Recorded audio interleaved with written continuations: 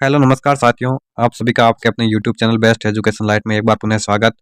साथियों, आज अपन चर्चा करेंगे बोर्ड परीक्षा परिणाम उन्नयन हेतु ऐतिहासिक पहल की गई है शेखावाटी मिशन 100 के द्वारा।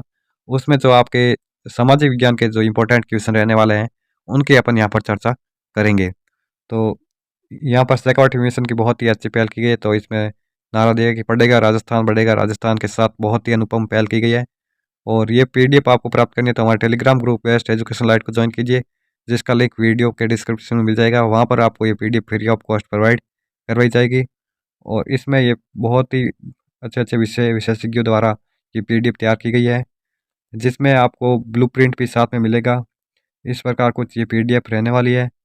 तो इसमें आप अपन जो आज अपना पहला अध्याय है यूरोप में राष्ट्रवाद का उदय, उसमें जो मोस्ट इंपोर्टेंट क्वेश्चन रहने वाले उनकी अपन यहाँ पर चर्चा करेंगे। तो इस अध्याय में आपके कुल 4 अंक का क्वेश्चन आएगा, जो निम्नात्मक क्वेश्चन रहेगा 4 अंक का। तो इसमें कौन किस प्रकार के निम्नात्मक क्वेश्चन है इंपॉर्टेंट, उनकी अपन चर्चा करेंगे। इन क्वेश्चनों को आपने अच्छे से देख लिया तो इनसे बाहर कुछ नहीं जाने वाला। इनमें से ही आपके एग्जाम में हूबहू क्वेश्चन देखने को मिलेंगे। तो आइए साथियों, शुरुआत करते हैं इस अध्याय की। तो इसमें आपके पहला क्वेश्चन है कि जर्मनी के एकीकरण को समझाइए। तो इसका आंसर इस प्रकार रहने वाला कि एकीकरण से पूर्व जर्मनी विभिन्न राज्यों में विभाजित था। 1848 से पूर्व जर्मनी में राष्ट्रीयता की भावना का विकास हुआ। परिणाम स्वरूप जर्मनी एक नवीन राज्य के रूप में उदय हुआ। तो यहाँ पर 1848 से पूर्व जर्मनी विभिन्न राज्यों में विभक्त था। एकीकरण से पहले तो 1848 के पहले जर्मनी में राष्ट्रीयता की भावना का विकास हुआ और परिणाम स्वरूप जर्मनी एक नवीन राज्य के रूप में उदय हुआ। और इसका जो पहला है कि राष्ट्रीयता का विकास, तो राष्ट्रीयता का विकास आपके पॉइंट लिखकर हेडिंग डालकर लिखना है कि जर्मनी में मध्यम वर्ग के माध्यम से राष्ट्रीयता का विकास हुआ, जिसमें जर्मनी के एकीकरण का मार्ग प्रशस्त किया। और दूसरा पॉइंट रहने वाला कि विभिन्न क्रांतियों का प्रभाव।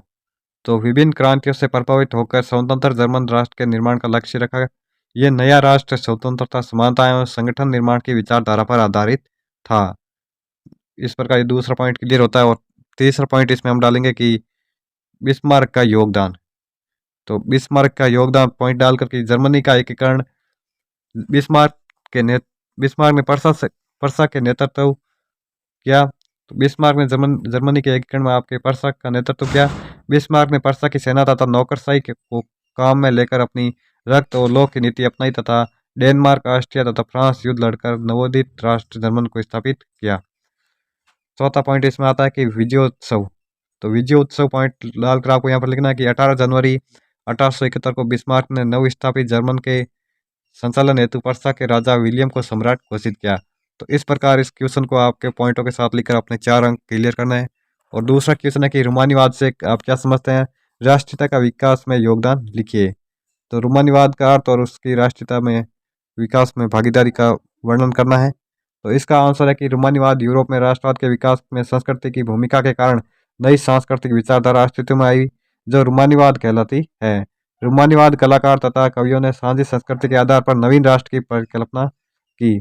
तो रोमानीवाद आपके राष्ट्रवाद में विकास में संस्कृति की भूमिका के कारण नई सांस्कृतिक विचारधारा अस्तित्व में आई, वही रोमानीवाद कहलाई। तो रोमानीवाद का योगदान हम यहाँ पर लिखेंगे कि लोक संस्कृति। तो रोमानीवाद दार्शनिक का दावा था कि जर्मन संस्कृति सभी में विद्यमान है, अतः उन्होंने काव्य संस्कृति संगीत के माध्यम से प्रचार किया। दूसरा है भाषा। सांस्कृतिक विकास में भाषा का योगदान महत्वपूर्ण रहता है। तो इसलिए प्रत्येक देश की अपनी भाषा होती है, जो सामाजिक, सांस्कृतिक तथा धार्मिक क्षेत्र में एक कड़ी का काम करती है। तो तीसरा पॉइंट है संगीत। तो संगीत। यूरोप के अनेक देशों में संगीत के माध्यम से भी राष्ट्रीयता की भावना का विकास किया गया। लोक नृत्य को राष्ट्रीय प्रतीक में बदल दिया। तीसरा क्वेश्चन है कि 19वीं सदी में राष्ट्रों का विकास किस आधार पर हुआ। तो राष्ट्रों का विकास विभिन्न प्रकार से हुआ तथा राष्ट्रीयता की भावना के कारण नवीन राष्ट्र की संकल्पना बनी। तो जर्मनी राष्ट्र का विकास आपके इस प्रकार हुआ, जिसमें सबसे पहले संसद। तो संसद 1848 में जर्मन संघ ने राष्ट्रीयता की भावना से प्रेरित होकर एक संसद का गठन किया, जो फ्रैंकफर्ट संसद कहलाती है। तो यहाँ पर इंपॉर्टेंट रहने वाला कि जर्मन में जो संसद निर्माण हुआ उस संसद का क्या नाम था। तो उसमें आपके फ्रैंकफर्ट संसद कहलाती थी, जो 1848 में जर्मन संघ की राष्ट्रीयता से भावना से प्रेरित होकर गठित की गई थी। दूसरा पॉइंट है बिस्मार्क की भूमिका। बिस्मार्क ने पर्सा के नेतृत्व में जर्मनी के एकीकरण का मार्ग प्रशस्त किया। बिस्मार्क ने पर्सा की सेना व नौकरशाही के माध्यम से युद्ध लड़कर एकीकरण का मार्ग प्रशस्त किया था।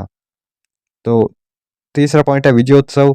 1871 में बिस्मार्क ने जर्मनी के शीशमहल विलियम प्रथम को सम्राट घोषित कर दिया। जो नए राज्य में मुद्रा बैंकिंग कानूनी व्यवस्था लागू की गई। और इटली का विकास देखते हैं। अब इटली में आपके मैजिनी का योगदान। इटली एकीकरण से पूर्व विभिन्न राज्यों में बटा था, तो अतः मैजिनी ने 1831 में यंग इटली का निर्माण कर सार्डिनिया पीडमॉन्ट के नेतृत्व में एकीकरण का मार्ग प्रशस्त किया था। और दूसरा आता आपके कावूर का योगदान। तो ये आपके सार्डिनिया का प्रधानमंत्री था, अतः इसके कूटनीतिक संधि के माध्यम से लोम्बार्डी प्रदेश प्राप्त किया। तीसरा आपके महत्वपूर्ण आता है गेरिबाल्डी का योगदान, जो ये एक महान क्रांतिकारी था जिसने हजारों की संख्या में लोगों को एकत्र कर दक्षिणी इटली को शामिल किया था। और चौथा आता आपके विक्टर एम्यूनल का योगदान। तो ये आपके विक्टर एम्यूनल आपके सार्डिनिया का राजा था। इसे एकीकृत इटली का राजा बनाया गया।